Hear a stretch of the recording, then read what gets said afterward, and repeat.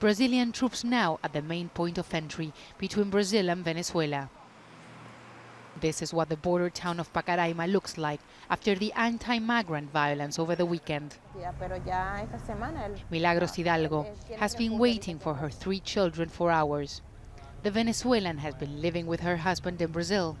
With what is going on at home, she's decided to send for her family. I have 3 children and we cannot risk it anymore. We have to bring our children here because in Venezuela they cannot survive and we don't know what will happen in the future.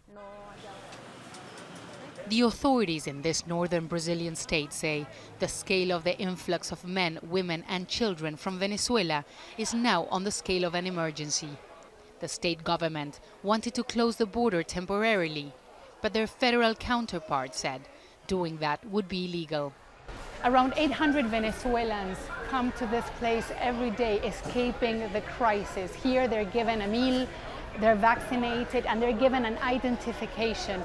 But Brazilian authorities tell us that they want them to leave this part of the country as soon as possible in order to prevent confrontations with the local population. Last weekend, a crowd of Brazilians attacked a temporary camp in Pacaraima, saying some Venezuelans had assaulted a local man. They destroyed the improvised housing and forced back across the border more than 1,000 people. RICARDO Rondon was one of them. He has returned because he says he cannot survive in Venezuela. We all had to run to escape. They destroyed everything I own, my ID, my clothes and my possessions. But I cannot go back to my country. We cannot survive there. It's a disaster and I won't go back as long as Nicolas Maduro is in power. We're stranded. Authorities have increased security and are trying to process people as fast as possible. We see lots of people crossing every day, and it is constant. There is more fluidity. Some people are passing by and going somewhere else, so the challenge is to try and help them get where they are going and then give paperwork to those who want to stay. For those who want to stay, they will find refuge in Brazil.